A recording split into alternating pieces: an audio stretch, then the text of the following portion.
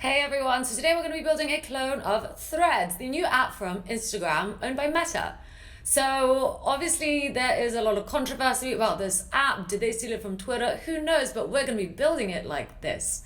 So we're going to be able to get a user and get the threads associated with that user as well as replies. And then we can also interact with each thread by posting likes and posting new threads, either by replying to existing ones or just new ones in general. So there is a lot to cover. We're going to be building this in React. So this is perfect for those who want to improve their React skills, as we're going to be using a lot of use state, use effect, and working with a bunch of cool components, kind of like this pop-up modal. In addition to this, we're also going to link our actual Instagram page based on the user's Instagram page, as well as allow us to share it by copying to Clipboard. So those are two things that are cool that I'm going to show you how to do. Okay, so that's what our app is going to do. If you want to then take this app, improve on it, add extra functionality that I did not cover, then please go right ahead. We are going to be using just a simple DB.json file for the database. So if you then want to use this and connect it to an actual database, you can. There are plenty of options out there. Just make sure you use one that lets you work with JSON. Now, the JSON that we're going to be using for this is not just any JSON. We're going to be using a package called JSON Server in order to allow this JSON file to kind of work like a RESTful API. That means we're going to be able to get routes such as getting all the threads or one individual thread or all the users or just one individual user. And we're also going to be able to make posts and put requests to change this data. So what are we waiting for? Let's do it. Let's build this Threads app in order to improve our React knowledge. Okay, so first off, I'm just going to head over to WebStorm, which is my IDE of choice, and I'm going to create a new project. This project is going to be a React project, so I'm just going to click on React here, and I'm going to call this React Threads. So this is the command that we're going to use in order to spin up this project. If you aren't using WebStorm, you can just head over to your terminal and then find the directory you want to work in. So for example, I can go into WebStorm projects and use the command npx create react app followed by whatever I want to call this. So this will be React Threads and hit enter. But of course, because I'm using WebStorm, I don't have to do any of this. I could just click create and essentially that will do the same for me and spin up my project along with all the configuration, the files and everything that I need. So that is doing its thing, is generating React Threads. And here you will be able to see that populate with the files, the package JSON file, along with all the dependencies and their versions that we're going to need. So if something isn't working and you're watching in this future, it could be down to the version of the dependency that we might be using. So I'm going to show you what the versions are once this is finished so that you can change them in your project. And that might be a reason why something isn't starting up for you. So just keep that in mind. And great, so you can now look in here. Here are all the files and folders that we are going to be using. And if you look in the package JSON, here are all the dependencies and their versions. Okay, so there we go. You can change these and hit npm I for install again if you want to install them with those versions, but we don't want to do that. So I'm just going to revert it back like so. Great, so let's minimize this for now. First off, I'm just going to get rid of everything we don't need. So I'm going to get rid of these tests and the logo. So just delete that. I just want to start fresh with a clean project. So delete anyway. We're going to delete the test file. So just go ahead and delete that. Okay. And delete the CSS file as well. So those are deleted. And now in my app.js, I'm just going to, again, delete everything so we can start from scratch. I'm going to rename this to app, make this a functional expression just because that is my personal preference. We don't need to import this CSS file as we are not needing it anymore. And I'm going to get rid of these semicolons too. So this is what your app.js file should look like. The index CSS, I'm going to start with nothing. And the index.js, just delete anything to do with reporting web vitals, as well as anything we don't need at the moment. So that should be it. Okay, so 3 files, it should look like this, and like that. And those are the 3 that exist in the source directory. And we are now ready to go. So what should we start off with first? I think let's start off with the data that we're going to be using. Like I said, we're just going to be using a JSON file for this. But once you finish this project, you can actually connect this to a database further on. However, we are not going to be doing this in this tutorial because I want to leave it up to you. Whichever database management system or database you want to use will be your choice. So let's go ahead and create a new file. I'm going to call this db.json, just like so. And let's start off with making our data for this project. So we will be able to, make posts and put requests to this, okay? So like adding new likes and so on, okay, for the app. So let's do it. First off, I just want to say that we are going to be using a package called JSON Server. So we're going to have to use the documentation for this in order to essentially build routes to the data that we need. So we're going to have a route for users where we can get the users for our app and a route for the threads. So let's do it. Let's first install this dependency that's going to help us do this. So let's get up our terminal and I'm just going to do npm I JSON server, and that should show up in the JSON package.json file. So there it is along with its version. Wonderful. Now let's go ahead and read the documentation for this. So routes, well, we want to get users and then we can also get individual users as well as individual threads. So I'm going to show you how to do that. So the structure for this is going to look like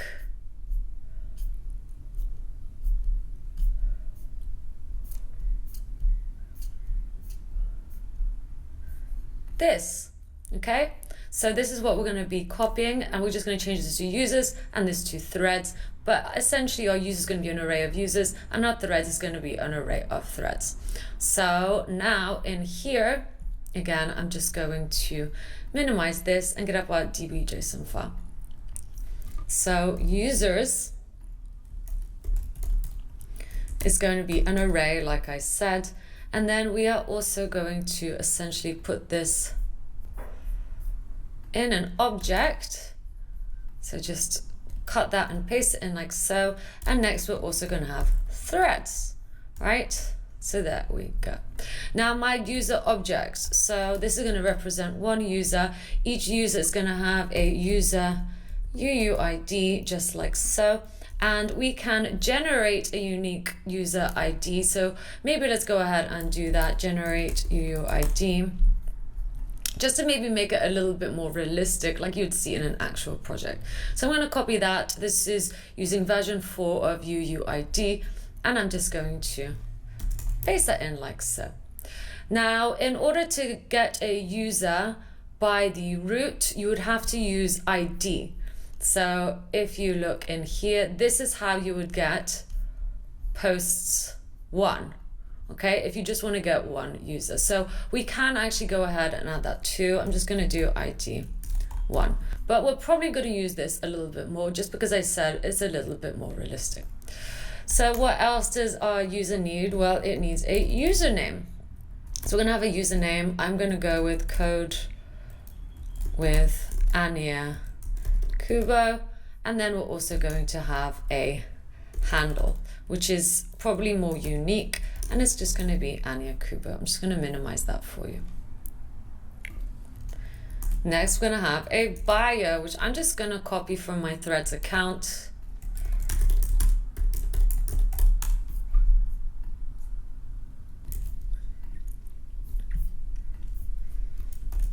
So there we go. That is literally copied from my account. Next, I'm going to put a link because it allows us to have a link. And the link I'm going to use is just my Linktree link, which again, I've just taken from my actual Threads profile. Next, we're going to have an image. So for this project, I have an Imgur account in which I kind of just use images specifically for stuff like this. And essentially, if you go to imgur.com, user Ania Kubo posts, this should be public, but it might not be. You can go ahead and get your own kind of images and host them on here. And I'm just going to copy some, okay? So maybe let's get one of, me. So let's go back here and see if there's one of me that I can use. Again, please feel free to host your own images on here for the sake of this project. This is a project to learn React, which is why we're just doing it like this. So I'm going to get the share links and I'm going to copy this BB code one. I'm going to paste it in here and just get rid of these. And that is a URL of my picture that is hosted online. Next, I'm going to get my Instagram URL because we want to be able to click through to Instagram. So my Instagram URL is this. Thank you very much. That was very good, tab 9. And then I'm going to have followers. So also who follows me. And this is again just going to be an array of objects, which is just going to have the user IDs of other users. So I'm just going to have 3 users in my project.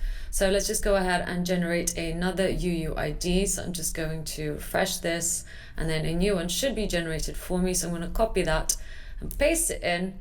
And then let's have another user too. So there's one follower.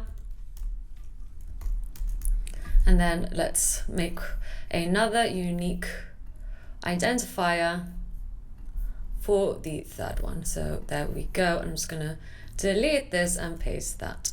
Okay. Great, so I start with C4, then we've got one that starts with 08 and one starts with EA. Hopefully that'll be an easier way to remember this because otherwise this is gonna get pretty complicated. So there's one user, okay? There is one. Now I'm gonna copy all of this, including that, because we're gonna have to create another one. So I'm just gonna use the same thing. I'm gonna change this to be 2. Now this user ID, I'm gonna change it to be the 081. So just like that, let's call this is going to be Bobby. So Bobby's Burgers, let's go with, and his handle is going to be Bobby Burgers. And what should we do? Maybe let's replace this bio. If burgers are your thing, then look no further. We'll make this up. Let's just go with www.bobbysburgers.com. Sure, I don't know if that exists. And the image for this, let's find another one that I've hosted on Imager. Let's go into profile pictures. This should be a lot of profile pictures that I can use. He looks like a burger guy, so I'm going to get the share links, copy this one. Just paste it in like so. Let's delete these. And an Instagram URL, sure, Bobby Burger. Sorry to whoever owns this. You might get some traffic. Cool. And the followers for this, well, I'm going to say that I follow him and my user ID starts with C4. So I'm just going to paste that in like so. And let's just delete this one. He has 1 follower. Let's create one more. So comma. And I'm just going to copy all of this again. I will be making this available afterwards, so don't worry if you are struggling to follow this. You will be able to find it in the description below. This user ID, well, this is the third one, which starts with EA, so I'm just going to copy that. This is user 3. The username for this, I'm going to put Annie Tally. Let's put Truth Sayer. And let's put a bio. Just a person. Oh, that's nice. Thanks, tab 9. Trying to. Oh, I'm loving these suggestions. Do their best. Okay. Again, let's put in a link, or we don't have to have a link, and an image for Annie. Let's go with, I like this one, so let's get these share links. I'm going to copy this, and then let's go back in here and replace this like so. So there we go. And then Instagram URL, again, sorry if someone owns this, but Annie Tally it is. And followers, sure, I can be a follower. Why not? C4 is me, right? Yes, C4 is me. So those are all my users. At the moment, it looks like this. We have 3 users. And now let's write threads. The threads are independent of the users.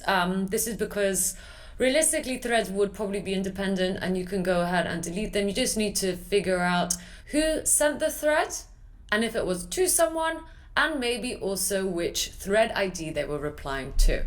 So let's do it. So let's create our first thread. So here is an object that I'm going to essentially make my thread. I'm going to give this an ID. We can start with ID 0. To be honest, we probably should have started with ID 0 for this one. So I'm just going to change that. I mean, you don't have to. What is this? 1 and then 2. It's up to you. So here's our first thread. Next, I'm actually going to have a timestamp. So there we go. Let's perhaps also just get today's date. So I'm just going to actually just do it in here. So new date, enter, and just copy that. So this thread was posted at this time, and then we're also going to have thread from, and here we're going to put the user ID, right? So let's go ahead and do it. I did this one, so I'm going to use the one with C4, and then put thread 2. I'm going to put null as I'm not really writing to anyone, and reply to. I'm also not replying to a specific thread, so I'm not going to pass through a thread ID for this. And as the text of the thread, I'm a bot, I'm a bot, I'm a bot. That's very funny. I'm going to do hello world of threads, which coincidentally actually was my first thread that I posted on the platform. Next, we're going to have the likes. And in the likes, I'm again just going to make this an array, and I'm going to have some objects in it. So what kind of objects am I going to have? My first one is going to have just the UUID of whoever liked this. So I'm going to say that Annie liked it. So Annie starts with EA, and then also that Bobby liked it. So does Bobby start with 08? Yes, he does. Tab 9 is very intuitive and clever. So 2 likes on this thread. Let's make another one. So comma, and then I'm just going to copy all of this and paste it and change this to V1. The timestamp, let's make this an hour in the future. Thread from, again, should we make this from me? Let's make a few from me, why not? I'm gonna just, again, not replying to anyone, anything like that. Another awesome thread, there we go, sure, that is fine. And let's just get rid of the likes. So I'm just gonna delete this. And let's do one more. So this one is ID 2. Let's make this a little bit more in the future. Again, it's from me. Another one. And now maybe let's have some from other people. So, or I could be replying to, right? So again, a little bit more in the future, 18, 19, thread from, and let's say that I'm replying to Bobby. So let's actually make a thread from Bobby actually first. So from Bobby to no one, and he says, let's make about the burger place. Excited to have launched Bobby's Burgers. Okay, so that's what he says, and then I'm going to essentially reply to that. So copy paste again, let's make this 4. I did it 1 minute past because I'm a creep that always is on threads. And then I'm going to put from replying to, and then let's put Bobby and replying to thread with the ID of 3. And I'm just going to put congrats, just like so. So let's just keep this for now. I think this is good, so I'm going to save it. Once again, you can find this in the video description if you got lost along the way. So now in order to serve this up, I'm going to get out my terminal, and the command we're going to use for this, well, first off, you actually have to install a JSON server, which of course we have done here. So JSON server is here. So make sure that is installed. And once you have installed that, you can do npx JSON server watch db JSON. Okay, so just watching that file and hit enter. So just like so, and there we go. So now here it is, that's our home. And then we also have users and threads. So let's go here maybe. And now if I go users, my users will show up. And if I go users 0, we get the first one. And if I do users 1, we get the second one. And then also, of course, we have threads as a root, and we can also grab each thread. So if I want to get the first one, I do this. So that's going to be super useful, and we're going to be able to post stuff. We're going to be able to update stuff as well. So this is going to be great. Okay, great. So that is now working. Let's move on. Let's start up our front end next. So I'm just going to get rid of these as well as that. And here on a new tab, I'm just going to do npm run start in order to essentially start up our front end. So we're just running this script right here. It's going to ask us to run it on another port. I'm going to say yes. And that is now on localhost 3001. So great. And I'm just going to inspect this page to get started. So first off, I think let's work on the UI in order to get this looking like an app that we can work with. Of course, Threads doesn't have a desktop app, but if it did, I think it would look like this. So I'm just going to minimize this. Let's minimize that as well. I'm going to minimize the index.js, and let's get our app. So first off, just going to maybe minimize this too, and get our index.css file up here. Let's do some styling. So the body of my whole app, I'm just going to start off fresh by giving it a margin of 0, a padding of 0, a background color of RGB, and then let's just go with black. So that is black. Now I'm going to center everything in here. So I'm going to initialize Flexbox. I'm going to use justify content center.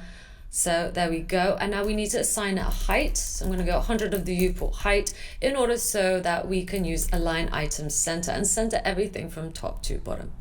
So this will not work with that. And this will not work, of course, with that, but also with the height assigned. Great. Now let's also make sure that the color of the text that we use is going to be an off-white. So 250 is what I'm going to use. And the font family that I want to use is Arial and sans serif, because that is kind of like the actual app itself. Next, let's actually style the app. So I'm going to use .app in order to pick out this element by the class name. I'm actually going to give it a position of relative, as we are going to want to position the pop-up in it later on. So that is for that. And I'm going to hard code the height to be 750 pixels. I'm going to give it a width of 380 pixels. Let's also round it off with border radius 40 pixels. And now I'm just going to do background color RGB 383838. So there we go. And now I'm going to also pad it out so that everything inside is going to have a padding of 20 pixels, so it's not also squashed up. And there we have it. I'm just going to zoom out a bit because I am zoomed in, and there we go. So this is looking great. Next up, I'm just going to actually decide what components in here. I'm going to have a nav, I'm going to have a header, and I'm going to have a feed as well as a pop-up. So let's create those components. So in here, I'm going to create a new directory called components. So just like that. And let's actually make our components. So I'm going to create a new JavaScript file. I'm going to call this feed.js. So let's add that like so. And actually we can just copy this and I'm just going to change this to be feed. Let's change this to be feed. Let's also probably give this the class name of feed, right?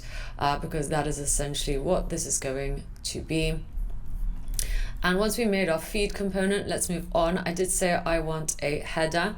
So header.js, and again, let's add that. I'm just gonna paste that in, and let's change all of these. So header, header, and then again, let's change this class name to, well, we don't really need to give this a class name. I'm just gonna actually use the header component, HTML element as that exists. So we've got our header now. Let's also make a nav. So new JavaScript file, I'm gonna say nav.js. And again, just copy this and paste it. Let's make this say nav,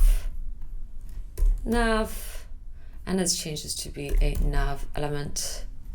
There are loads of shortcuts for this, but as this is a tutorial, I don't want to confuse you with shortcuts. I'm literally just typing it all out. So let's create another component. We're gonna have the pop-up, right? So add that, and again, pop up,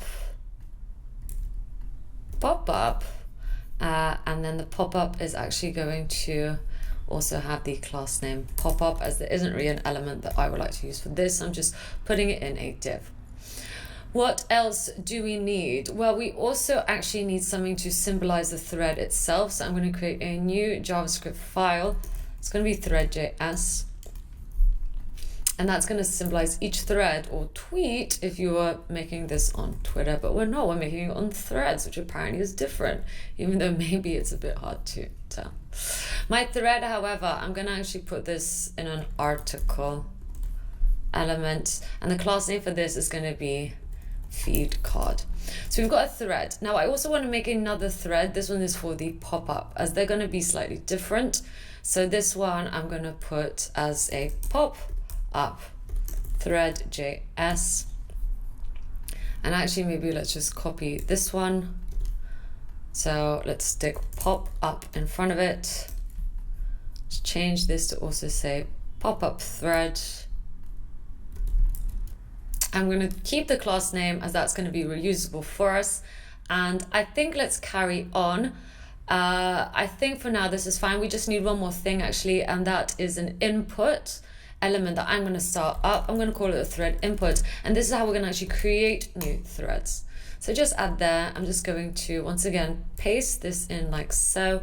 Let's call this thread input. Thread input, and this is going to actually just return a, let's just do empty elements for now. It will have an input, so perhaps let's go ahead and put in that input element. It's also going to have a p tag in front of it and a button to actually submit that thread. So great, there we go. We've done all our components. Here they all are. Let's shut these down and let's just work on the app.js file further on. Cool. So there we go, that's what it's looking like. Now let's import some of these things. So let's go ahead and import the nav, the header, and the feed, and then the pop-up, as that's going to go on the bottom. So let's import these things. Import nav, as that is the first one, from components nav, and my nav is going to go first. So I'm just going to stick it in like so. Maybe let's get rid of that for now. Next, we're going to import the header. Import header from header, and let's stick in the header. So header. Then import feed from feed, and import pop-up from pop-up. So now let's stick in the feed here, and then let's also stick in the pop-up. Great, and of course you probably want to keep these consistent. I will be cleaning up this code at the end, so don't worry about that. So at the moment, I mean, you really won't see anything change here, but if you look in the body and you look in the root, there's our app, and it's got the nav, the header, and the feed and the pop-up, which is essentially the components we made. So under pop-up, you will see that right? Which is essentially this. So let's maybe style some things up first. So in the pop-up, well, we did say that we want the pop-up thread to go in here. Okay, so there's going to be pop-up threads, which we are going to map, but for now I'm just going to import one. So import pop-up thread from pop-up thread. That's already done for me, so there we go. So we've got the pop-up thread here, and then we also have the thread input. So we're going to have the thread input down here. So after all the pop-up threads, at the very bottom one, we're going to have a thread input. So just go ahead and do that. And that's been automatically imported for me. Thank you, tab 9. So we've done that. And now in the feed, we're just going to map over some threads. So here is one thread. And of course, we need to import this. So import thread from thread.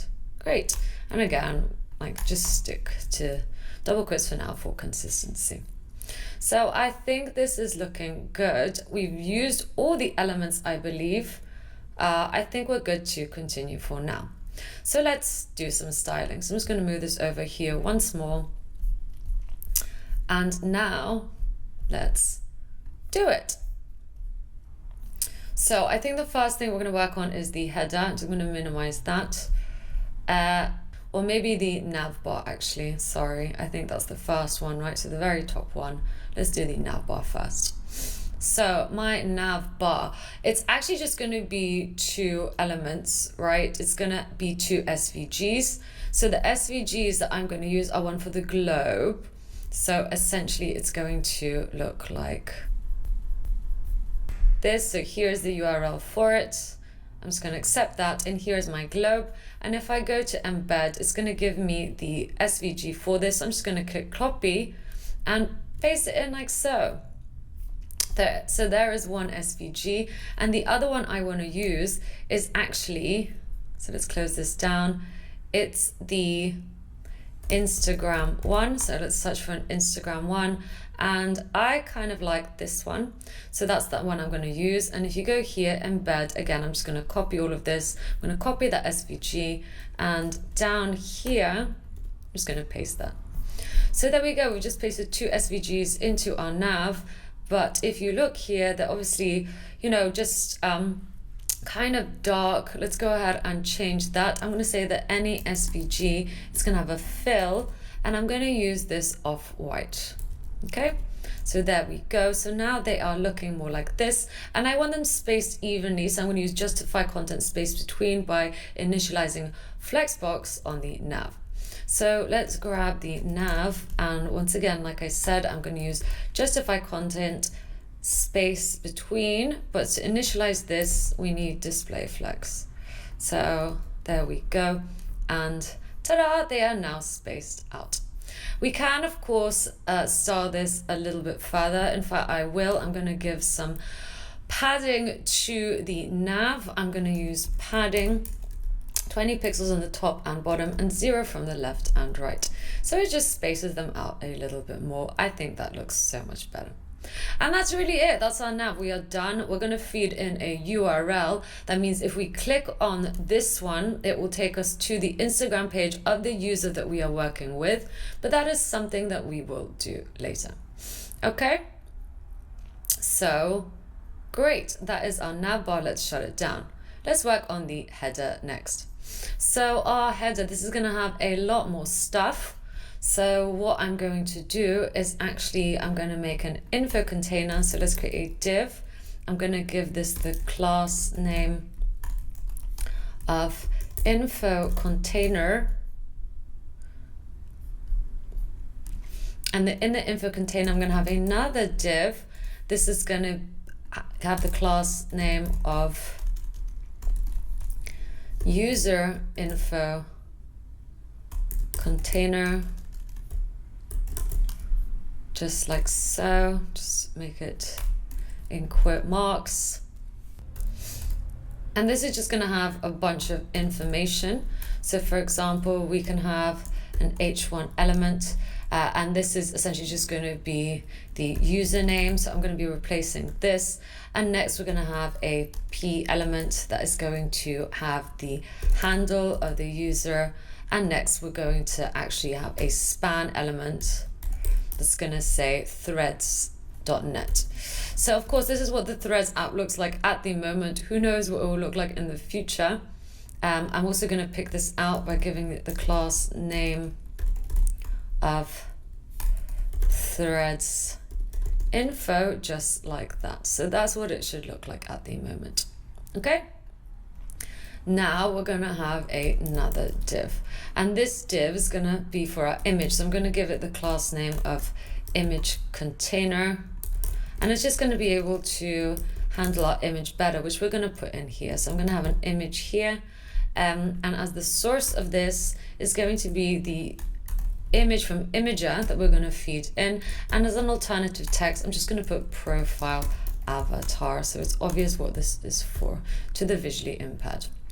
Great. So there we go, and that is the whole info container.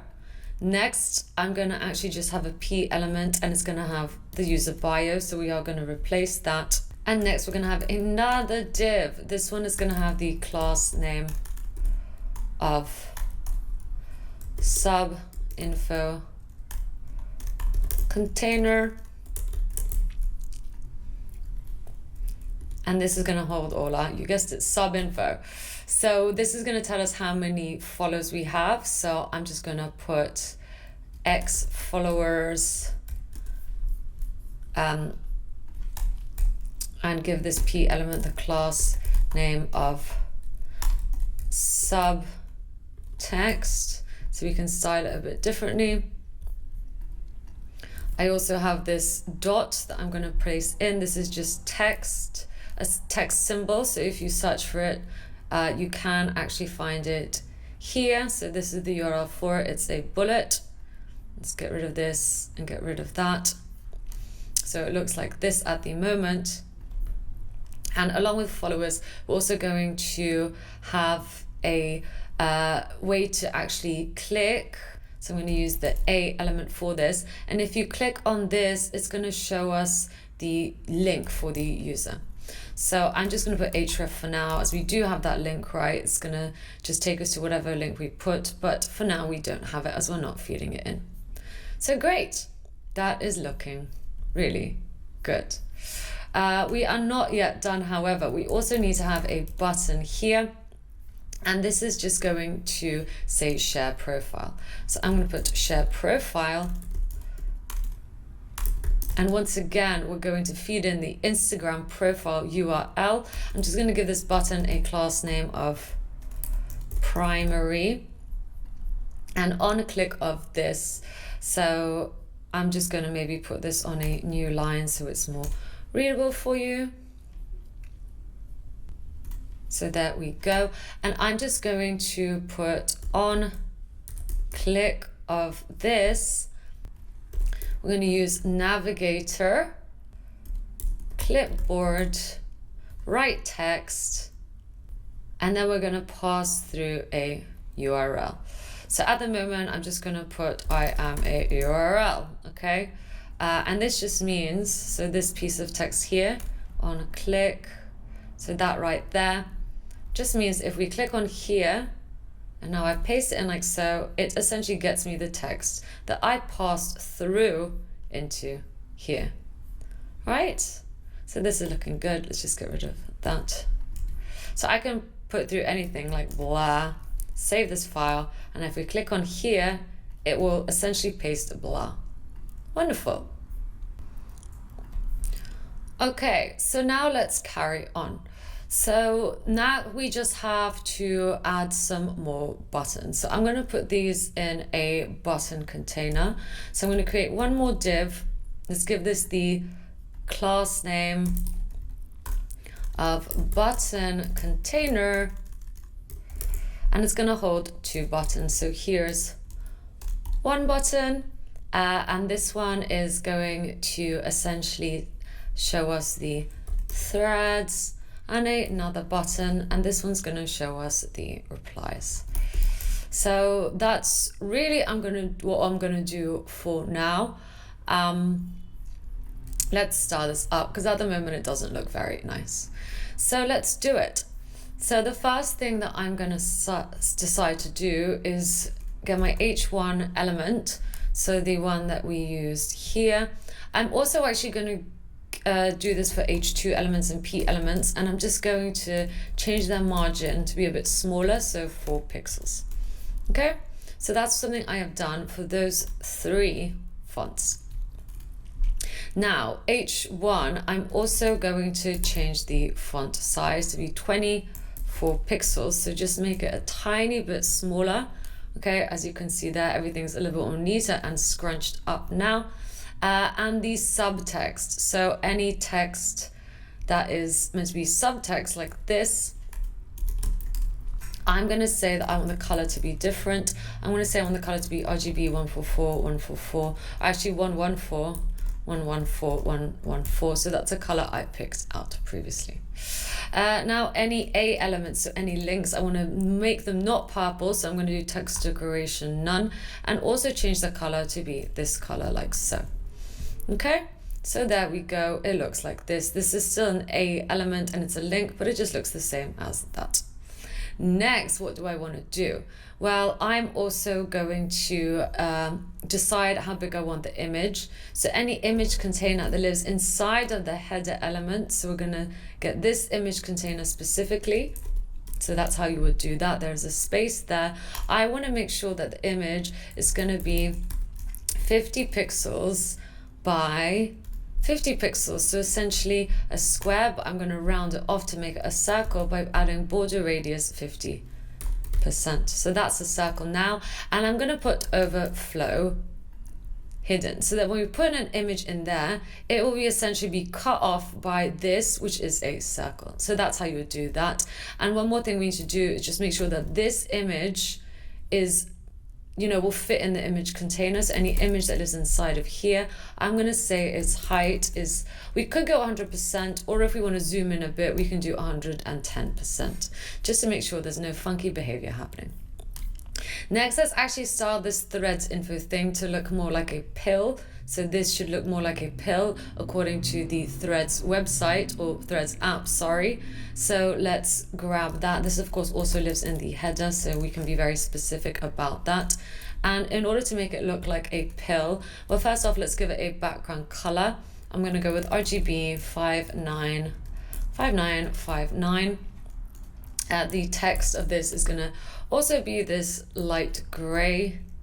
Okay, and the font size, I'm going to make it a little bit smaller, so let's go with 13 pixels, and let's pad it. So I'm going to use padding 3 pixels on the top and bottom and 6 pixels on the left and right, and let's round it off. So I'm going to add a border radius of 20 pixels, so it looks like this now. Okay, so that is pretty cool. If I just zoom in to show you a little bit more, it looks like that. So again, just like the actual website itself.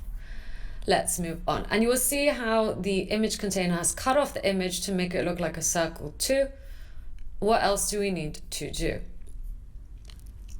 Let's also style the button. So the button that has the class name of primary. In fact, any button, so any button that has, so dot the class name of primary, this means that this element has that class name.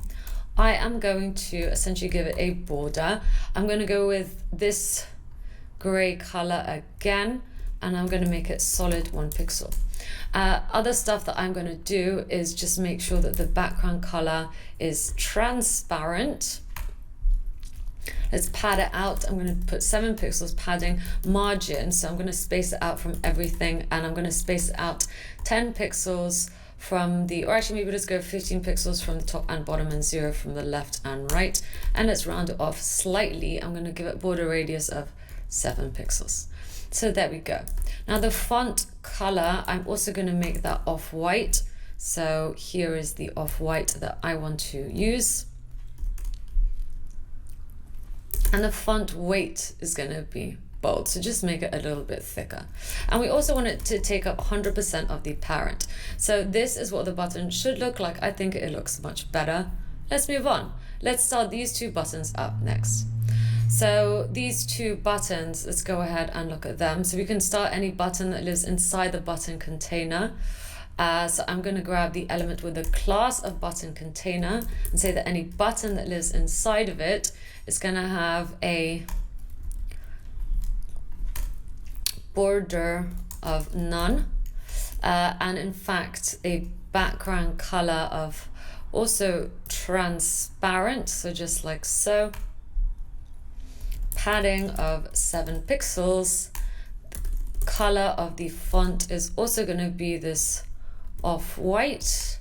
Font weight is also going to be bold, and width is only going to be 50%. And I'm actually going to override the border by giving it a border bottom now.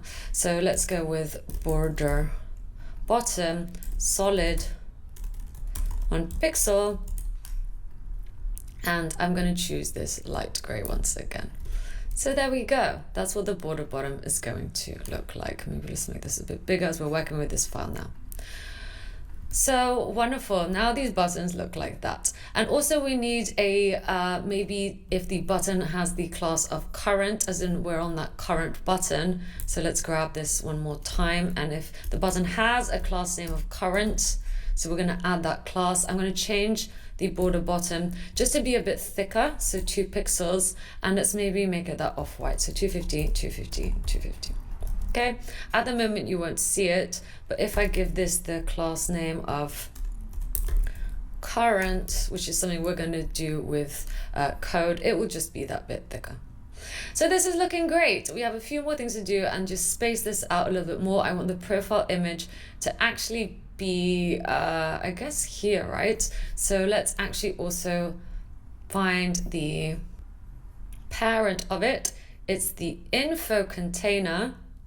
So I'm just gonna grab that and maybe just make sure that it's inside the element of header. Why is there? That should be one word. And I'm just gonna use display flex on it and make sure that it's spaced out. So justify content, once again, space between. So that is looking so much better. We're of course gonna feed in data into this, but I think we're good to move on. Let's move on to styling the other elements next. So let's do it. Let's start a thread, or what a thread should look like. So we've done with the header for now. I'm just gonna get the thread, so thread.js, and let's do it. So my thread, what is it going to look like? Well, the thread, it lives in the feed, but let's start the thread first. It is essentially, again, going to have a text container. So let's go ahead and create a div. I'm just going to make this a little bit smaller for now while we build it out. So let's give this the class name of text container. And in here, I'm going to have another div that's going to hold, once again, an image container. So let's give this the class name of image container, and as it's going to hold our image, and just make sure that it looks correct. So once again, we need a source and some alternative text, and I'm just going to put profile avatar once more. Now, once we have put in the image container, we need another div, and this one is just going to have some text. So it's actually going to have our handle, which I'm going to put as bold. So let's use the strong element. I'm going to put handle, and another p element, which is essentially going to have the text of it. Okay, so that is what we're going to do. And then we're also going to have a p element that's going to tell us how much time has passed. So I'm going to put time here. And then we're also going to have some icons. So I'm going to create a div. Let's give this the class name of icons. And we're literally just going to have some SVGs in here. So once again, let's go searching for those SVGs. I'm just going to go back to this site, so icon monster, and search for a heart. And let's find a heart we like. I kind of like this thicker one, and then embed it. So copy this, and I'm just going to paste it in like so. So we've got a heart. At the moment, of course, it will just be very large, but we're going to change this up. So we've got that. Next, we also want to be able to see the comments, right, or threads. So maybe let's put comment, and let's find one, or maybe not this, maybe speech bubble. If I can only spell speech bubble correct, but it seems to know what I want, so that is good. I'm gonna go with this one. So once again, we're just going to embed it. So copy this, and I am going to paste it in. We then also want to be able to retweet. So let's find retweet. You'll see that I'm obviously using Twitter language. So this is the one that I'm going to use. So once again, I'm just going to use embed and copy all of this, and then down here, paste it. One more to do, and that is sending. So maybe let's write something to do with sending, send, and then plenty to choose from. I'm going to choose this one, embed, copy it, and once again, paste it in like so. So at the moment, it will look like this, but we need to actually change it up. So I'm going to make sure that they all kind of fit.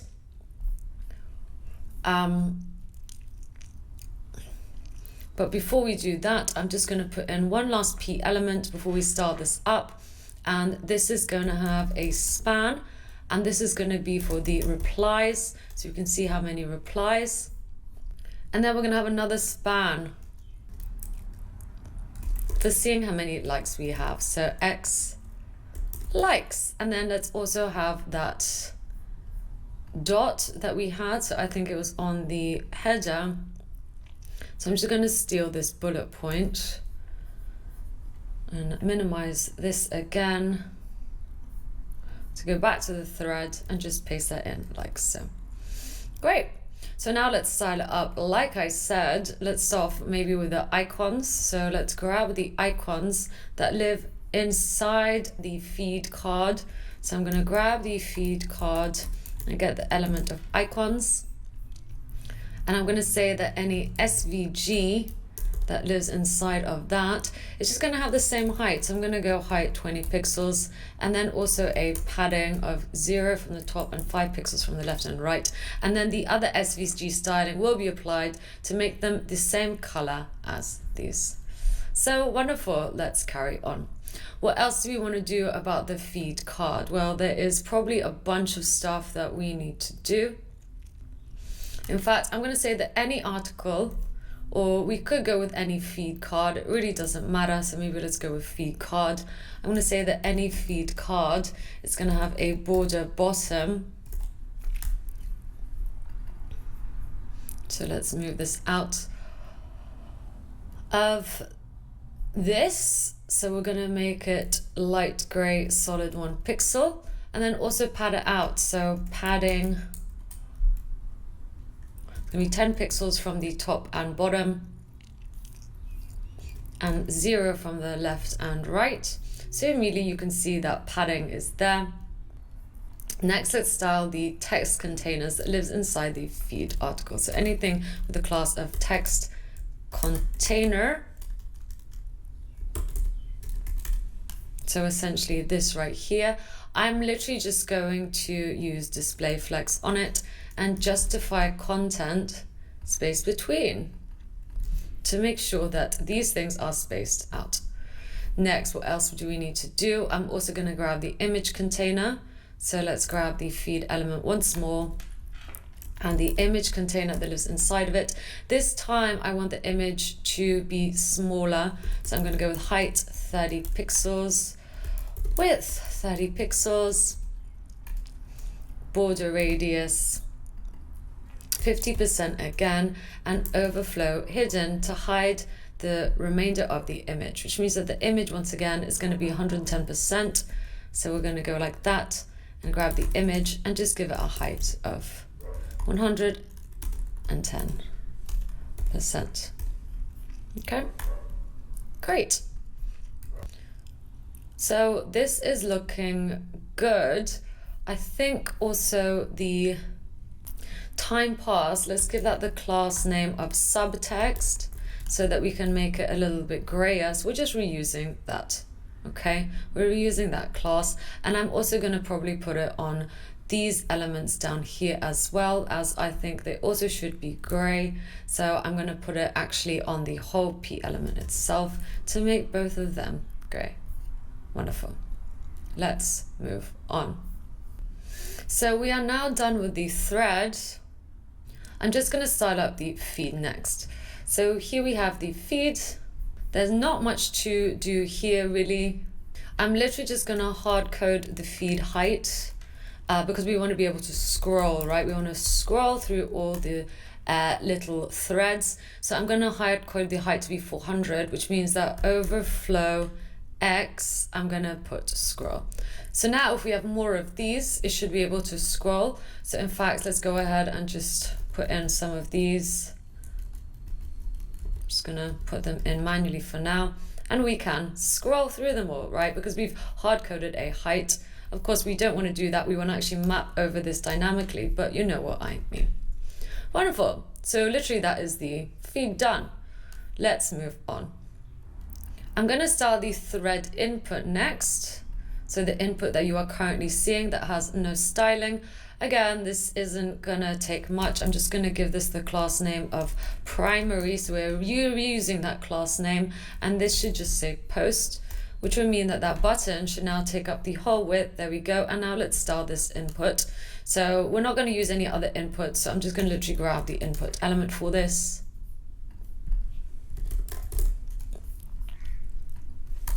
And what I'm going to do is just make the background transparent.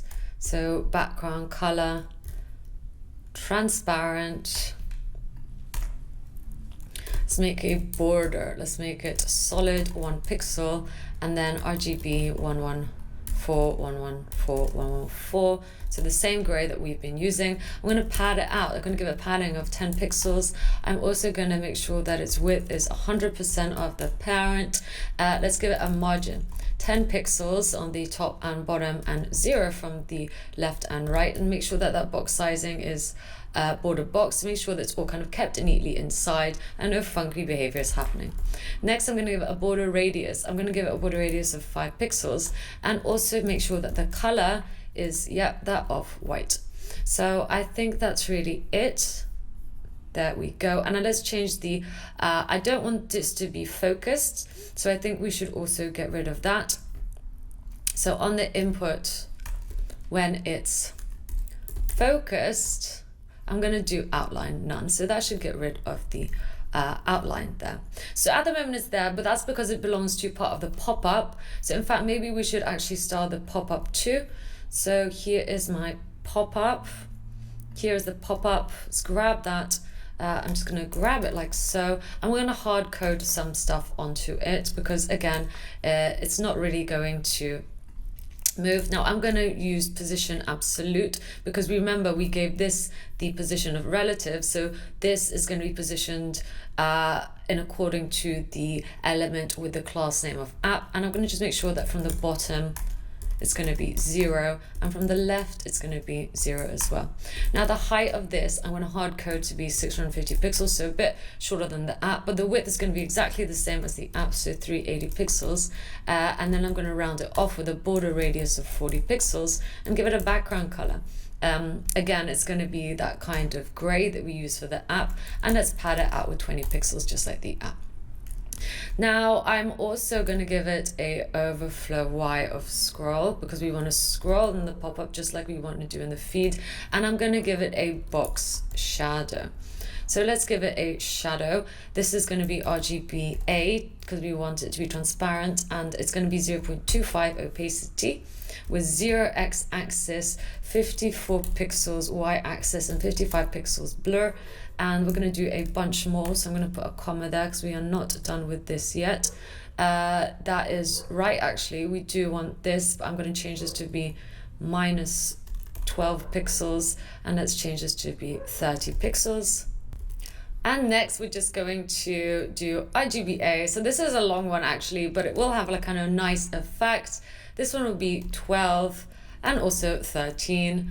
And then we have a final one. So one more, I promise, and then we are done. There we go. and this one's going to be -3 and a 5. So let's see the overall effect, right? Because I feel that we deserve that after typing all this out. We just need to change this to be correct. And great, so you will see that nice box shadow has been added. Of course, you can mess around with this. It's like completely up to you what you want to do, but I'm going to move on. So now that is in the pop-up, right? So that is looking good. I'm just going to go back here and actually comment this out for now, just because we want to actually get some data in next. So that is what we're going to do. Let's get some data. Let's get that user, and let's also get that user's threads. So any threads associated with that user. So I'm going to minimize this for now. And on here, let's minimize all these. Let's get to it. So for this, I'm going to have to import use effects and use state. So import use state and use effect from React. And I'm going to essentially, I'm going to choose which user I want to work with. Of course, in a real app, you probably have some sort of login, but I'm just going to hard code the user. And this user is going to be me, as that is the user I want to work with. But of course, in the future, if you build this out, if you change this user ID, so change it to Bobby, for example, it should populate the whole app as if it was Bobby. So we're just going to hard code that there for now. And use it. So I'm going to write something. I'm going to write a function called getUser. It's going to be an async function, as we're going to use the fetch keyword in it. And of course, this is an async method, which means we need to await it. We need to wait for this to resolve in order to save this onto something. And I'm going to save it to response. So the URL that we are going to be using, well, what we're going to do is actually fetch. So here's our threads. Let's get rid of that now. And I'm also going to get users. I want to do it by unique ID, right? We have done it this way, so you can get me this way, but I just want to show you another way of doing it as well. You can do user UUID equals, and then you can essentially put in the unique identifier. So if I go ahead and put this, it should show me the same thing, right? So there we go. So essentially we're using this approach, which will give me an array, by the way, not just one object. So keep that in mind. But let's copy this, okay? And I'm just going to paste it in like so and replace this with that. So I'm going to use backticks. That's a backtick and that's a backtick. And then I'm going to put in some code and I'm just going to pass through this constant. So there we go. So that's what we are fetching. We're essentially fetching what we just saw. And then we're going to save this as data. So response, then we get the JSON from it, which is an async method. So we need to await it, wait for it to resolve, and save it under data. I'm actually going to put this in a try and catch. So try and then catch any error, console, error. And then we're going to whack that in here like so. And then once we get the data, well, for now, or we can just set it to the app. So let's do it. So const user set user, not ID. Let's just do user and use state. To start off, we're going to start off with null. And then we're going to use set user and pass through the data. However, as it's an array, as we saw, we need to go into that array and just get the first item, right? Because essentially we hope that this is unique, so there should only ever be one item in that array, which is what I am doing here. So great, use state works by, at the beginning we pass through null, so that null gets passed on to here, so the value of user is null, and to change it we use set user. So here I am sending the user as essentially this, all of this is data, and we're going into that first item of the array, so getting that. Great. So hopefully that makes sense. So now if I actually put this in a use effect, get user, thank you very much, tab 9. I'm just going to also maybe put this. So just tab it out so it's more in line with above. And then we console log user. On the front end now, we should see in the console log our user, so that's me. This is essentially the same thing that we're seeing here after we've gone into the array, because don't forget that's an array. Great, so now we can use it, and it's use it to populate this top part of the app. So once we have our user, what I'm going to do is essentially pass it through into some stuff. So I think maybe let's wrap the whole app in an element, an empty element first, because we want to check that if user exists, and if user exists, then we show the app. So wrap all of this in this like so, and then let's pass on the user. Well, we do need to pass it through to the nav, but essentially all we really need is the URL. So I'm going to pass through the user.instagram URL. So again, we're going into this object and we're getting the Instagram URL. So I'm using dot notation to get that from the object. So we're passing through this. So now if I go to the nav, I'm passing through the URL, right? So here is our nav. So I can destructure that prop, and it just means that now on click of this one, the second one, so maybe let's wrap this in an A element like so, and I'm going to pass through href here. I'm just going to pass through the URL. Okay, so I'm wrapping this whole second SVG in an A element like I've just done, which means that now if I click on this, it will take me to that URL. So that's connected. That is done. And again, we are now done with the nav. So let's close that down. So we've passed that into the nav. The header, we also, this time I'm just going to actually pass through the whole thing. I'm going to pass through the whole user object into the header. So let's go ahead and do that. I'm actually going to put this on a new line. So user, which means that on the header now, I'm going to pass through the user. So I've just destructured the prop like so. And now I can get that user and use that object in order to get the user's image. So let's look at the object again. We need the image. So dot notation image. We also can get the followers, I believe. So this time, again, let's use user followers, and this is an array, so I can get its length. Let's just make this a little bit smaller. So if you save that, here's our followers. So I'm just showing the array length. Let's get the handle, bio, and username as well. So that is here. So I'm just going to use my curly braces, get the user object and get its username.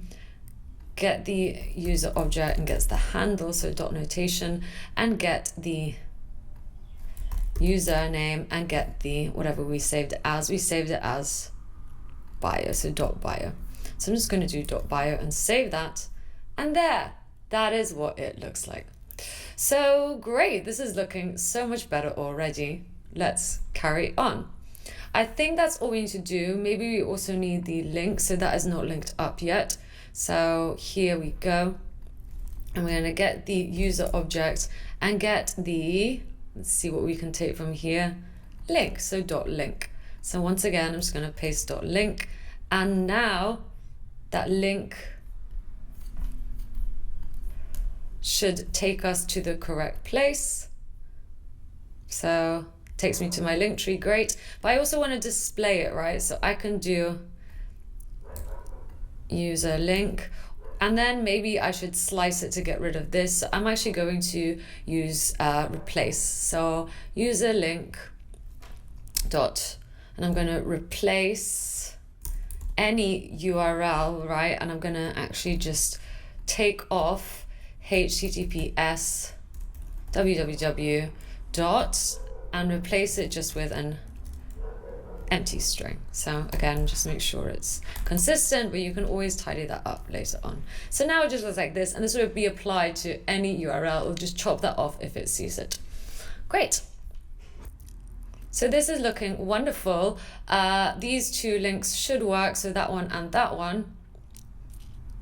Let's get the threads next. So let's go back here. I'm going to shut this down, and on the app, just like we got the user, I'm going to get the threads. So const get threads this time equals, and again, this is going to be an async function as we're going to use the await keyword inside of it. I'm going to use try, and then we're going to use catch error to console error any errors. making sure to spell that correctly. And again, we're going to use await fetch. And this time, I think this is actually right, tab 9. However, we're going to localhost threads, and we're going to look for, we're not going to look for this, in fact. So we're going to go to threads, and we're going to search the threads, anything from thread from, for anything with thread from, and then this user ID. So we're essentially going here, so this is threads, and then searching all of these, and if thread from, so if the thread is from Anya or me, my user ID, then we want to show it. So that's all I am essentially saving here. So I'm going to do const response equals, and then let's get the data. So const data await response JSON, and let's set threads to be whatever data comes back. So this should be an array. Const threads set threads, and let's start off with being an empty array. Or maybe we could just do null, it doesn't really matter. And now I'm going to run this. So I'm going to also put it in the use effect. So now if we console log threads, we should be able to see the threads. However, I have obviously written something wrong here. What is up? We don't need that. Okay, so here we are now getting all the threads that are from me. So a lot of them are just me posting stuff, but there's one where I have a reply to Bobby, okay, and he's replying to a thread with the ID of 3. So now let's use this. I want these 3 threads to go here and this one to go here, so we're going to have to do some filtering. So let's do it. Let's write a function for that.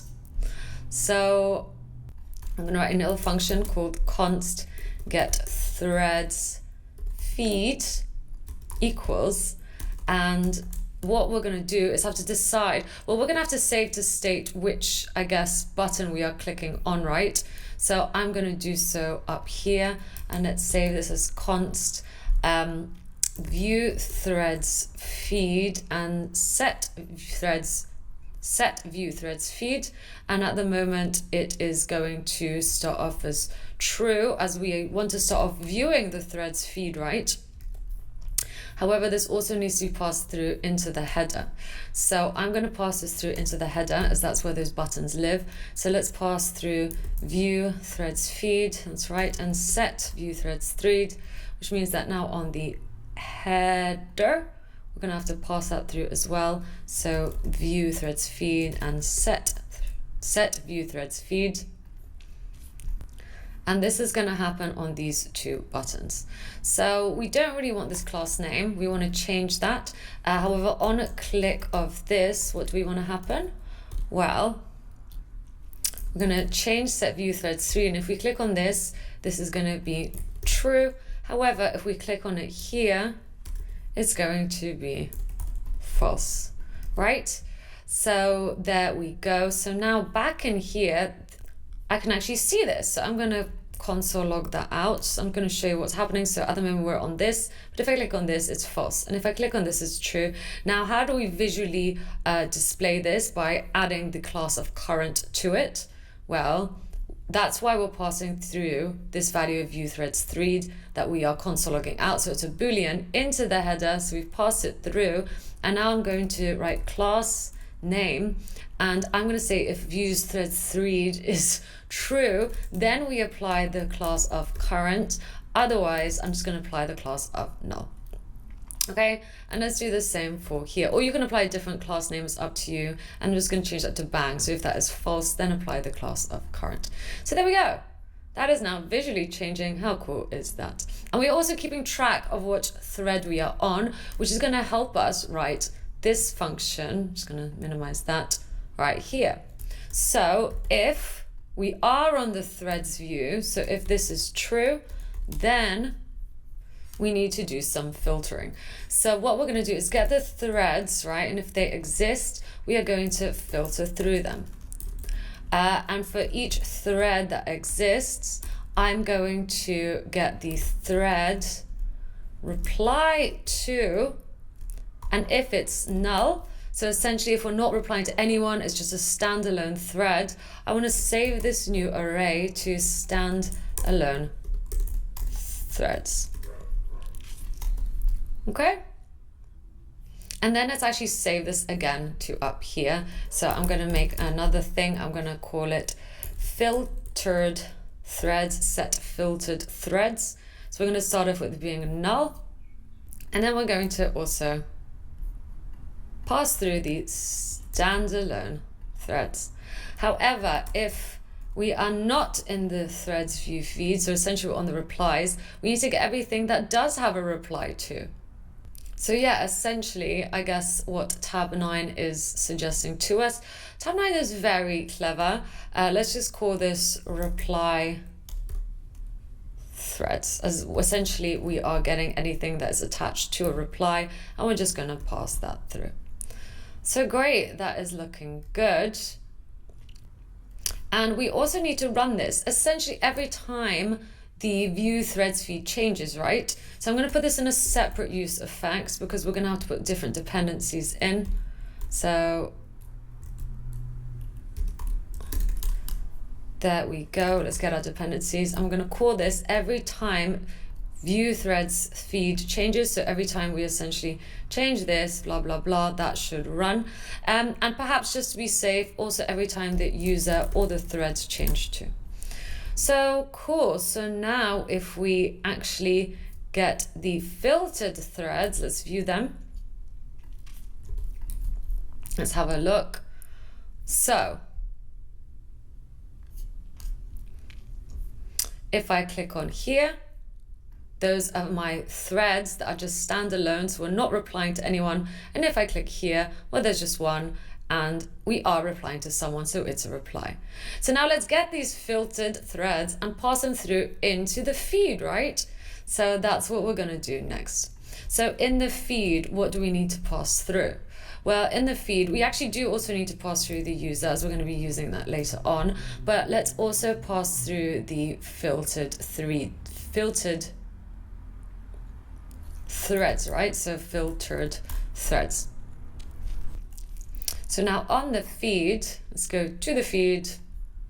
Let's destructure these filtered threads as well as the user. So just making sure they are in the same order, even though they don't have to be. I'm just doing that. And I'm going to get these filtered threads. So let's minimize that. And I'm going to map onto the thread. So for each filtered thread, I'm going to just pass it through onto the thread like so. And luckily, each filtered thread also has an ID, so I think we can safely assign a key to this. So the filtered thread.id as the key to that. Another thing we are going to pass through is the user as well. So let's go ahead and just pass through the user, just like so. And now on the actual thread itself, so here is the thread, we're going to pass through the user and the filtered thread. So user, filtered thread. And now we can essentially get the user image, the user handle, the text. Well, the text is going to come from the thread, right? So we're going to get that filtered thread and get its text. Okay, and we're going to have time passed, and I'm going to show you how to do that. But just check it out. Here's the replies and here's the threads. This is looking awesome so far. Now let's also work on these as well as getting the time. And for time, we're going to use an awesome package. It's called Moment. So let's do npm moment, and it's going to allow us to actually show how many days have passed since this has essentially been posted. So that is really cool. So let's go ahead and import it for use. So here, I am actually going to have to import use state and use effects, but I'm also going to import moment from moment. So those are two things we're going to need, and this is going to allow me to essentially use moment, and I'm going to define time passed equals, and we're going to use moment, so we're going to call it to release all of its wonderfulness, and then I'm going to do start of day, and then we don't actually need this, so tab 9 got that wrong, but no worries. We're going to do from now, and we're just going to pass through whenever this was posted, which is the filtered thread timestamp. Okay, because again, this is our filtered thread, we're just getting the timestamp, and now that should show up here. We of course need to just replace it. So I'm going to now replace it. So curly braces to make sure that that is code. And it says 19 hours ago. How cool is that? I love it.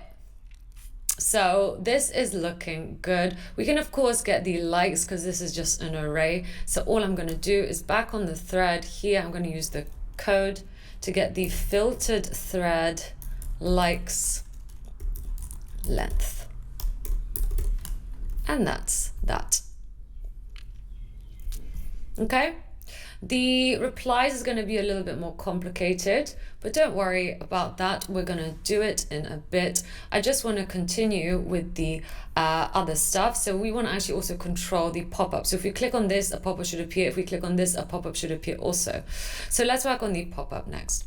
So let's go back to the app, and I'm just going to set it up here. So const open pop-up, set open pop-up. We're going to start off with it being false. And actually, we want to also open the pop-up down here too. So I'm going to make another div, and I'm going to actually put in an icon here. I'm going to call it right icon. And again, it's just one that we're going to take from SVG. So I'm going to make a new component out of this just to keep this a little bit neater. So let's call this right icon.js. So there we go.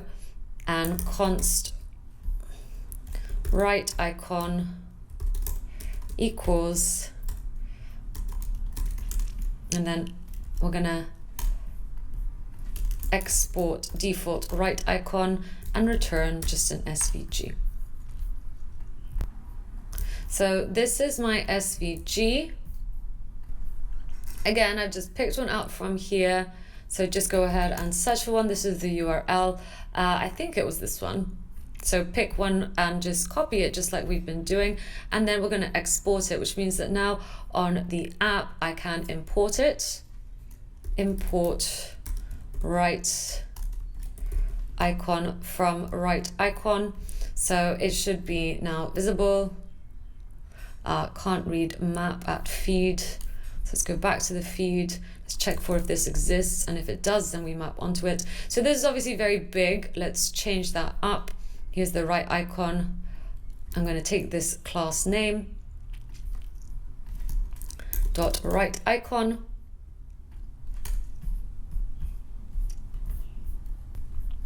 Let's change the fill to be RGB 250, 250, 250. Thank you very much. I'm going to make sure the height is only 40 pixels. Let's give it a margin top of 20 pixels. And I could use display flags, or I could just use margin length, because everything else is hard coded. So this should be fine too. So now that is in the center down here, I think we should perhaps move it up a little bit. So in fact, maybe we made the feed shorter. So let's find the feed. Let's make the feed height 350 pixels. And then move that up here. So at the moment, it is kind of outside. I think it should be still inside the app, so just here. Okay, so that is looking so much better. And now if we click on this, we also want to control. So I'm going to put on click. We want to control the modal, right? So on click of this, I'm going to do set open pop-up true. Okay, which means that this, if open pop-up is true, then we show the pop-up. Okay, so at the moment it's false. If you click on this, it shows up. And of course, I want a way to close this. So on the pop-up itself, let's actually work on that. So I'm just going to put this on a new line as we're going to pass through a bunch of stuff into here. First off, as always, we are going to pass through the user. It seems we're passing it through in a lot of places, but it is kind of necessary. And we're going to pass through set open pop-up too. So now let's get up that pop-up, and actually on here, I'm going to add a way to close this, and I'm just going to do it with a P element actually. So P, and then if we click on this X, we of course need to pass through the user. So destructure those pops and set up open pop-up. So on click of this, we can now use this here. I'm just going to close it. So make this to be false. Okay, so great. So why is this not liking that? There we go. So now we can control this modal, which is pretty cool. I also want to open the modal if we click on here or on this one right here. So yeah, let's do it. So where else do we need to pass through set open pop-up? We're going to have to pass it through onto the feed, right? So let's pass it through into here, and on the feed, that just means we need to pass through set open pop-up, and then we need to pass it through onto the thread as well. So set open pop-up, maybe let's again just put this on a new line so all of these are much more readable. Set open pop-up, pass it through as a prop. So now on the thread, we also destructure. I'm just trying to keep it in the same order, and it just means that on click of this, on click, set open pop-up, true. Okay, and also we said that we want to do it on this SVG. In fact, maybe let's write its own function. So const handle click, as we're going to do more here. So set open pop-up, true. And it means that now I could just pass through this function. So that's going to happen if we click on this span, but also going to happen when we click on this SVG. Okay, so now we can also control the pop-up if we click on here and also on here. Great. And also on here. So those are all the ones that control the pop-up. Let's move on. Now let's work on posting a like, as I think that's relatively easy. So let's go back here. And this is actually going to happen on the thread. So here is my handle click. Let's actually also write the function for posting a like. So const post like equals, and we're going to have to use the await keyword, so await fetch, and I'm going to also have to make this an async function as the await keyword is there. Now what we're going to do is actually make a put request to an individual thread, right? So again, I'm just going to show you what the endpoint is going to look like. We're going to have to find a thread, so for example this one, and make a put request to it. So this is the URL that we're going to be using. So I'm just going to do it in backticks, however, as we're going to manipulate this. So I'm going to put in some code here, and we're essentially going to get the filtered thread that we are working with ID, right? Because we want to interact with the filtered thread. So whatever thread we are on, if you look in here, these are the threads, right? So we're getting it by its ID, because essentially these represent these, and we want to get its ID so we know which one to make a put request to. So that's what we're doing. And then of course we're going to have to pass through the method of put. The headers, we don't really need application JSON, I don't think, or maybe we do. I'll just put it in just in case, but of course let me know if I don't need it. I could just check really. And then we're going to pass through some stuff with the body. So the body, essentially we're going to create a filtered thread that is amended. So what I'm going to do is essentially get the current filtered thread. So I'm going to do so up here, and I'm going to get the likes, and I'm going to use push, as this is an array, to push in my user ID, because we need to follow this structure. So essentially we need to make this object So not this one right here. Actually, we need to do it in the likes, so for the threads. So we're essentially going to copy this structure right here. This is UUID. Do we really want that? I think we want user ID. So maybe let's go back here. Let's get the database. I think let's do by user ID. I think it'll just be nicer, because it is the user that is liking it. So just change that like so. So that is likes. So now if we refresh this, that should change. Okay, so essentially, let's copy this structure like so. I'm gonna copy that and go back to the thread, and we're gonna push that. So however you want to do this, whatever you feel more comfortable with. And now I'm going to replace this with my own user. So passing through the user to get the user UID. In fact, I don't think it's this. It's going to be user UID. Let's just check one more time. User UID. Okay, so that's what we're getting. So now if I post a like, I'm going to get the current filter thread, I'm going to push this in the array, and I'm going to essentially replace it or update it by passing it through like so. So let's test this out. I also want to check that this hasn't been liked before, and only do all this if it hasn't been liked by my user. So I'm going to also get the filtered thread. Okay, in fact, maybe let's console log this filtered thread just so it's really obvious what we are working with to everyone watching. And on the app, just get rid of that.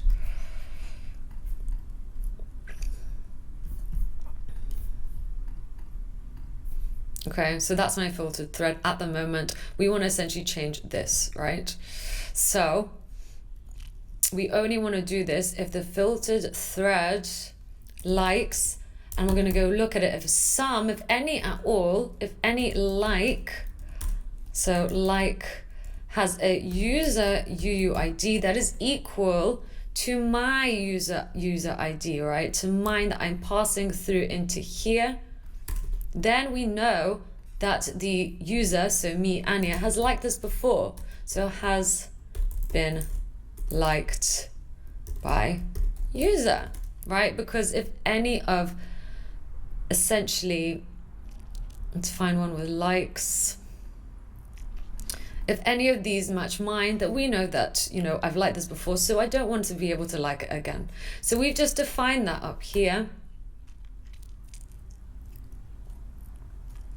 So I'm going to do if it has not been liked by user, then we can do all of this essentially. So let's just get all of this and paste it like so. So in fact, let's just put this on a new line because I just want this to be super readable for you. And then let's put this in a try and catch. So we're going to try, catch, error, console, error, error, and we're going to then do this.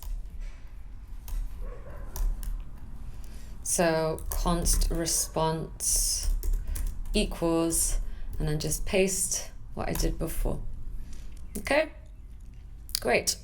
So we're going to get the response, and then once we have the response, we're going to get the, let's call it result equals await response JSON. And we're just going to console log success, just so we can see it in the browser. Okay, so that's what we're going to do. We're going to run this essentially. I'm just going to make this smaller for you. When we click on the first SVG, so on click of this one, I'm going to post a like. Okay, but of course a like will be posted, but then we need to essentially refetch all of these, right? So I'm going to pass through the method that does that into here. So back in here, it's get threads that does that, right? We're going to refetch everything. So we're going to have to pass that through. So let's pass through get threads. So now on the feed, we destructure it and we pass it through onto the thread. So there we go. And on the thread, again, we destructure it and now we can use it in here. So after we post the like and it's a success, we get the threads again. So let's check it out, right? So all I'm gonna do is let's like this one and there we go. A like has been added. And if we look in here on the threads, so let's get all of them, you will see I have now liked this one too. I'm C4, that has been added. This has 3 likes now, so that's 3 likes. And if I try press it again, it won't work because I've liked this. So using the sum method, we can check that if I've liked this and we can't like it anymore. So again, I can like this one, I can't like it again. Pretty cool. So this is all working and it'll work on the replies as well. Amazing. So that is how done. We've now figured out how to post likes. Now they all will have me liking them apart from this one, which I left. Wonderful. Now let's actually move on to replying to threads and adding new threads. So let's do it. So let's go back to the app. First off, what I want to do is when we click on this, I want to populate this with my replies, right? So I'm going to write a function to do this. Let's do it down here. I'm going to call it get replies, and it's going to be an async method again. And then we are just going to use await, fetch, and what we're going to fetch is, well, we're going to use backticks for this, and we're going to save this response as something. And this is just going to be a get request, right? And what we're going to do is look for anything that is replying to the thread that we are interacting with. But to know which thread we're interacting with, we need to actually save it somewhere. So I'm going to save it up here actually. So const interacting thread, set interacting thread. We're going to start off with being null. And we're going to have to pass that through. So we know that we need to pass this through onto the thread. So let's pass this through onto the feed. So let's pass both of these on. So on the feed, I'm going to pass, well, actually we just need to set interacting, right? Set interacting thread. So that on the feed, let's move to the feed. I'm going to pass that through now. Set interacting thread. Pass it through onto the actual thread as well. So now that on the thread, let's pass it through and we can use it here. So that's why we kind of have the handle click, because when we click the pop-up, we essentially want to select whichever thread we are interacting with, right? And save it to the app state. So I'm just going to pass through the filtered thread. So that's all I'm going to do. Okay? So now back in here, if I actually console log interactive threads, let's also maybe add some text so it's obvious. And if we click on here, we can see the thread that we just interacted with. It was one with ID 0. Let's click on another one. Let's click on this one.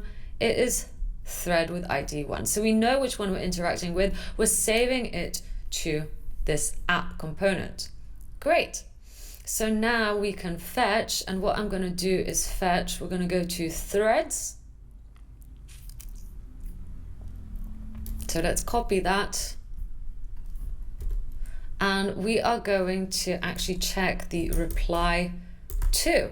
And if we're replying to anything with the interacting threads, if it exists ID, then we know it's a response.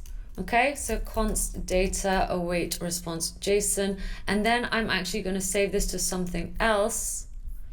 So we're going to write a new state, const pop up feed thread. So this is different to the feed threads, set pop-up feed threads, and we're going to set them, right? So we can pass them through onto the pop-up. So I'm just going to use that and pass through the data. Great. And let's also put this in a try and catch. So try this and catch any errors. So catch error, console error, error. Okay, so that is what I am doing. And we essentially want to put this in another use effect. Okay, so I'm going to, you can do it wherever, maybe you just do it underneath, use effect, and we're gonna get the replies, and we're gonna get the replies whenever the interacting thread changes. Okay, so great, so now we should have the pop-up threads. So I'm just going to get the pop-up threads, pop-up feed threads, and we're going to pass them through into the actual pop-up, right? So here is our pop-up. I'm going to pass through those pop-up threads. There should be threads, sorry, multiple. And now on the pop-up, let's pass that through again, multiple, and let's map it onto here. So let's wrap this in curly braces. If pop-up threads exist, we're gonna check it exists and then use map to map on, because it might not exist, right, if there isn't any. And then we're going to get each pop-up thread individual and pass it through onto the pop-up thread. So pop-up thread equals pop-up thread. Let's also use the pop-up thread ID in order to give this a key. So there we go. I'm also going to pass through the user, so me, so that we can see my avatar and so on this. Great. So now on the actual pop-up thread itself, what we're passing through the user. We're also passing through the pop-up thread. Okay, so not much will change at the moment. However, we are getting these pop-ups show up. So the replies here, where essentially these are all showing replies, but we haven't actually populated it with any data yet. That's what we're going to do now. So the pop-up thread, let's just minimize this. I'm going to create a div. This div is going to have the class name of text container. So we're actually going to reuse a lot of this. So we probably don't need to do any styling really. We're going to have a div, and this is going to have the class name of image container. And that just means we can use an image in here. We're already passing through the user. So I'm going to use source user image. And as an alternative text, let's just put profile avatar. And then in fact, what we should do is probably put this in another div itself. So I'm just gonna grab this image container and put it in here. And now this just means I can create another div here and then put in a p element. I'm gonna make this strong and put in the user handle, as well as the pop-up thread feed text. Okay, and then again, we're going to use moment here to show the time that has passed. So I'm actually going to do that, yeah, probably here, or maybe I think we want to take that out and put it in here, and then have a p element. Let's give this again a reuse class of subtext. And let's import moment from moment,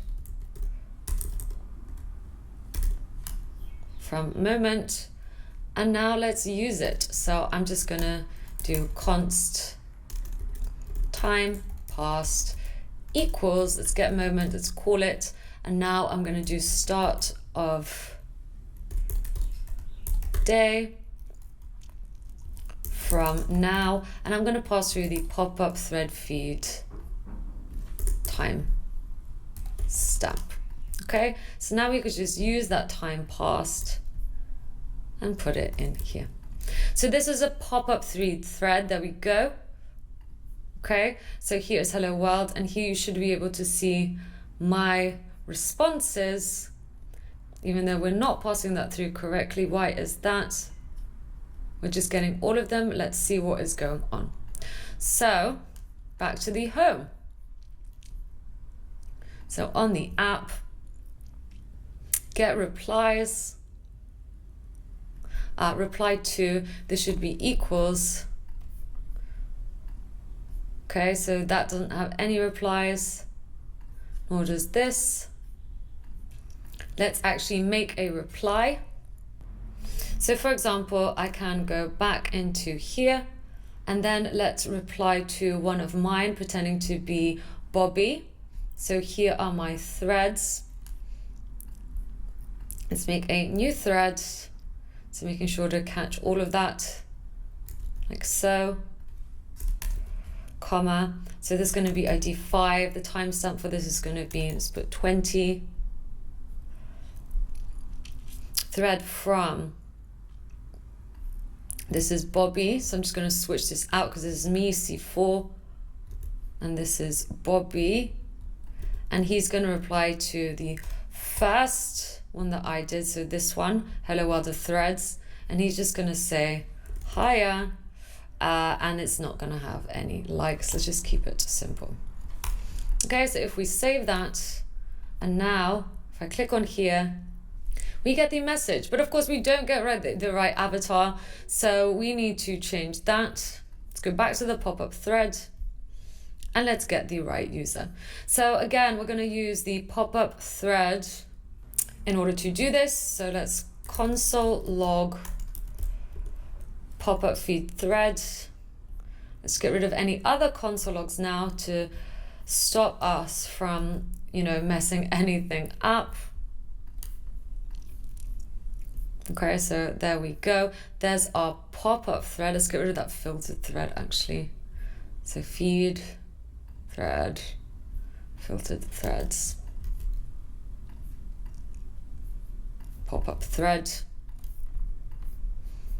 Okay, so if we click on this, there's our pop-up thread, and let's use the thread from in order to get the image showing up. So let's do it. Let's write another function. So I'm going to do const get user again. However, we're going to get the user differently this time.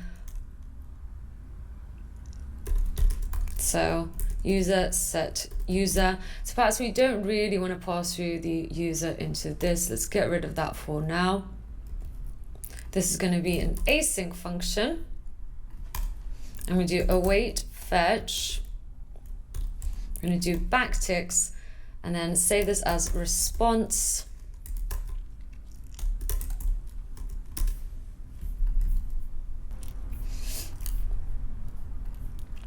We're going to get the user by the user ID.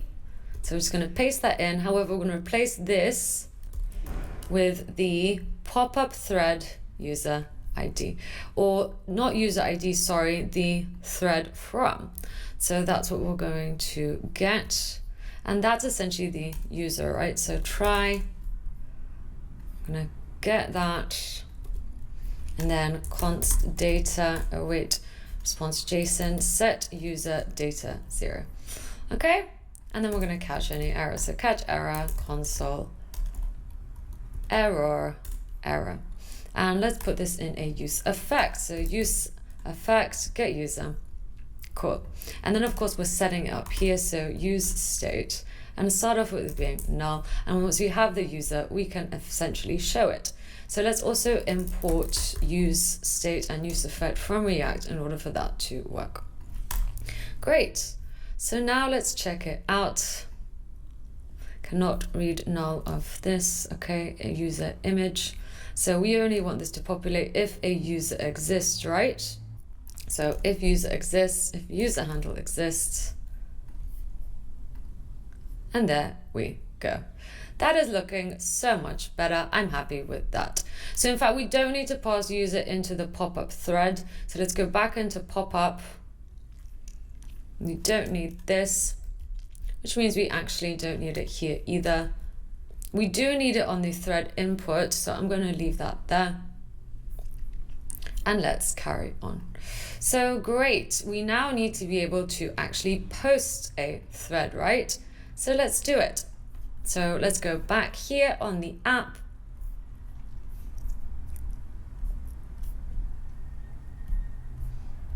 And let's carry on. So now let's define how to post a thread. So post thread, just one thread. It's going to be an async function, as we're going to use the await keyword once more, and we're going to fetch. But however, we are going to make this a post request to a certain URL.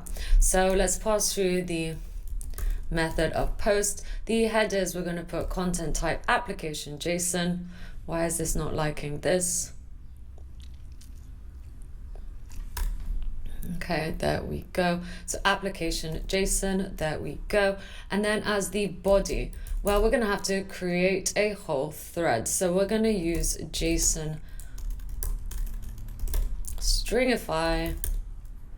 That's right. And we're going to pass through a thread that we define. So let's define the thread up here. Let's also, of course, put this in a try and catch. Don't know why I keep forgetting to do this. I'm putting in afterwards console error. So now let's get this const response equals, and then we're going to paste that like so. Let's define our thread up here. So const thread equals, and then our thread, well, it's just going to look like the thread, right? So here is a thread. Should we copy one just to make sure we do it correctly? I think we should. And the best thing about this is that JSON server will actually add the ID by itself, so we don't need to even put that in there. For the timestamp, we're going to use new date and just call it like so. Thread from, it's going to be from us, so we're just going to use our user UU ID. Thread 2, well, I guess we're going to use, well, what are we going to be replying to? At the moment, we can only reply to us. So that's the functionality I'm going to do. If you want to take this further, then of course you can. Of course, it's just a small project, but hopefully you'll have the knowledge to take this further. So we're going to reply to us if that exists, otherwise null.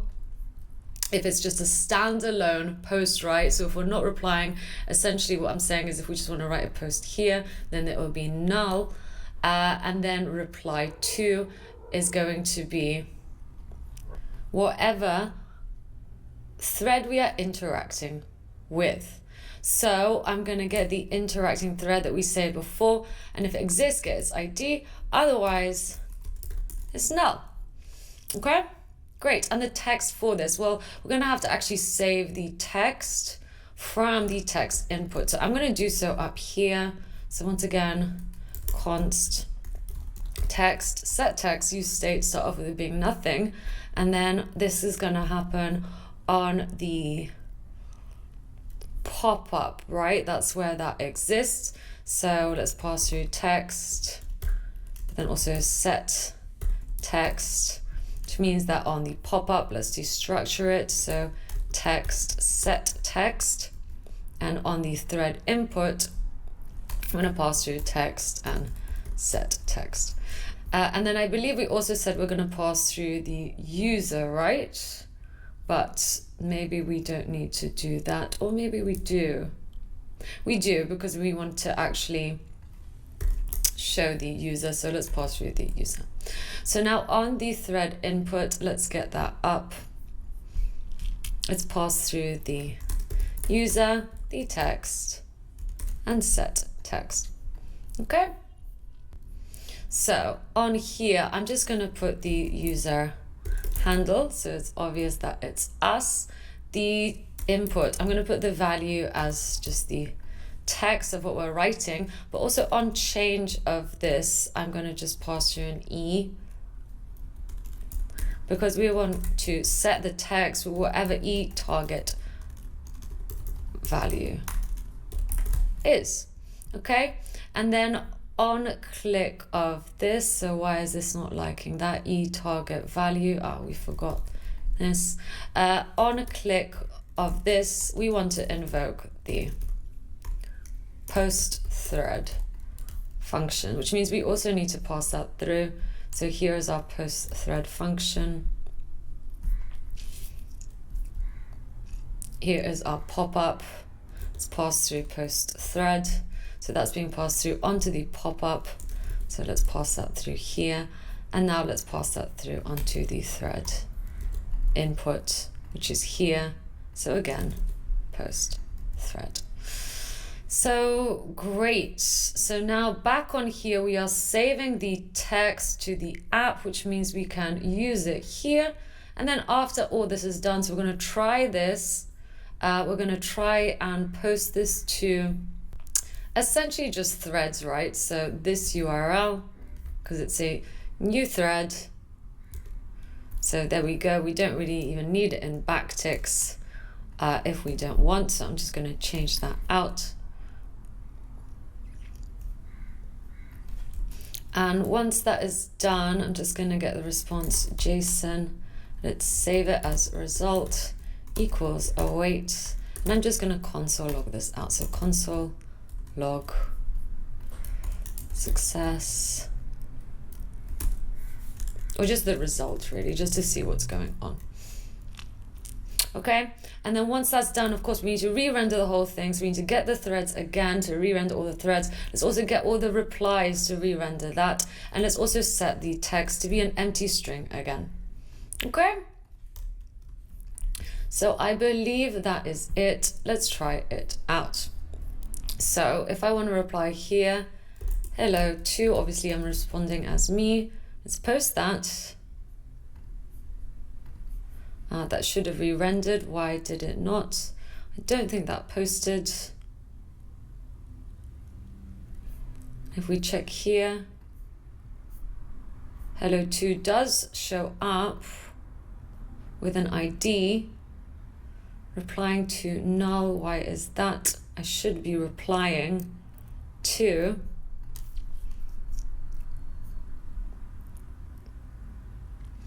the interacting thread ID. So that has not worked. That is posting here. Let's console log the interacting thread just to see that we are interacting with something. So that is good. Hello, post. Okay, so that is posting. That is good. It doesn't seem to want to post to this one. Hello. We need to figure that out. So, hello. It's working on that. So we will come back to this first one. I'm not sure why it doesn't like that. But on the others, it seems to be replying. So now let's get this reply count right. So back on the thread, I'm going to write a function called const get replies length, because we're going to have to fetch it again. So again, this time I will put it in a try and catch. So try, catch, error, console error, error, and we're going to await fetch. We're going to get the threads. This time though, we are not going to go to here at all. Let's put it in a backticks. We're going to go to threads question mark reply to, and we're going to filter by the filtered threads ID if it exists. So let's save this under response. So we're getting all the ones replying to a specific ID. Let's make this async. And now let's get the essential data, right? So const data equals await response JSON. And then we're just going to set the reply length. So I'm going to save this to state const reply length, set reply length. We're going to start off with it being null. And now we're going to set reply length just to be the data, but it is an array and I just want to get the length of that array. So that's what I'm going to do. I'm just going to save it like so. So there we go. That's what we are doing, which means we can now use the reply length down here. So I'm just going to put it in like that. Okay, so great. That should show us the reply length. And of course, we just need to run this. So I'm just going to put this in a use effect. So use effect, get replies length, and I'm going to run this every time the filtered thread changes. Cool. So there we go. So now if I write hello again, post, and shut this down, that will change to 2. Wonderful. And great. Let's try another one. Let's do it on here. Hello. There we go. That is being documented. Wonderful. And finally, we need to actually write the on click for this, because at the moment it's just opening the module. So I'm just going to do handle click, and then let's define it up here. So const handle click. We are, in fact, what we're going to do, well, set pop-up feed threads. I'm just going to clear it, okay, because we don't want anything there. We're writing a new post, so there shouldn't be any threads. I'm also going to put set interacting thread as null, as we are not interacting with anything. And then I'm also going to set open pop-up to true after we cleaned all those things. So great. So now if I go here, I am a standalone post and post it. We should just see that here. Wonderful. So that has worked. And again, if I want to reply to something, hi back, then it should essentially just respond. And we see that there. Great. Now, I think because we have this ID here, that might be causing some weird things to happen. So all I'm going to do is just change this ID to not be 0, as maybe it's being confused. So I'm just going to go ahead and change this. Maybe let's just change it to be 1 and get rid of this one. Okay. And same for these. I'm just going to change these around. User ID 2, user ID 3, in case that is causing issues. So let's try it again. And now let's actually reply to this. So hello world. Hello, post, and that is working. So yeah, having that ID as 0 is causing some funky behavior, but we've just fixed that. And once again, I am another standalone thread. Wonderful. So that seems to be all good. Great. I'm happy with this. Everything is working as it should. And that's it. So I hope you've enjoyed this tutorial. I hope it was useful, and I hope you have now got a better grip of React, as well as working with components and everything like that. So amazing. I hope to see you again soon, and have a good one. Hey.